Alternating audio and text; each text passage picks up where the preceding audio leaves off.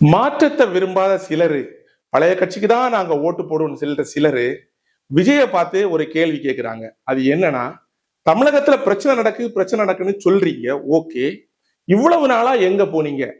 பிரச்சனை நடக்குன்னு உங்களுக்கு முன்னாடியே தெரியும் தானே, அப்ப நீங்க ஏன் களத்துக்கு வரல? ஏன் இப்ப வந்திருக்கீங்க அப்படின்னு ஒரு கேள்வியை கேட்கிறாங்க.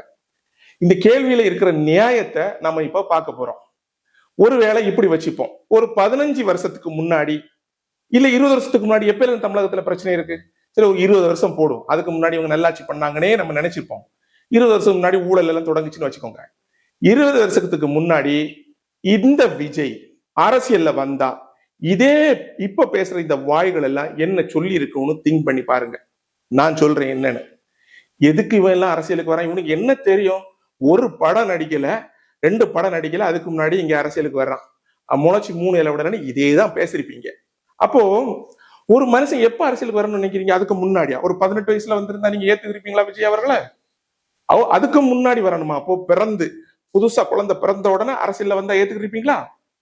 சோ ஒருத்தரை உங்களுக்கு பிடிக்கல, ஓட்டு போட விருப்பம் இல்லைங்கிறதுக்காக நீங்க ஒரு நியாயமான கருத்தை சொல்லுங்க. விஜய் இந்த விஷயத்தினால நாங்க விஜய்க்கு ஓட்டு போட மாட்டோம் அப்படின்னு. இப்ப ஏன் வந்தா, நேத்துக்கு வந்தா, முந்தாநாத்து வந்திருக்கலாம்னு ஏன் பேசுறீங்க?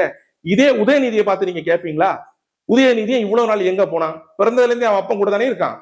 அவன் நினைச்சா என்னைக்கே அரசியல்ல வந்திருக்கலாம்ல. அவரு இத்தனை வயசாவி படம் நடிச்சு தனக்கு மூஞ்சை எல்லாம் காட்டிக்கிட்டு அதுக்கப்புறம் அரசியல் வந்து என்ன அவசியம் இருக்கு? சோ கேள்வி கேட்கறது நியாயமான கேள்வியை கேளுங்க. திமுக காரங்களை மாதிரி முட்டாள்தனமான கேள்வியை தவறுங்க.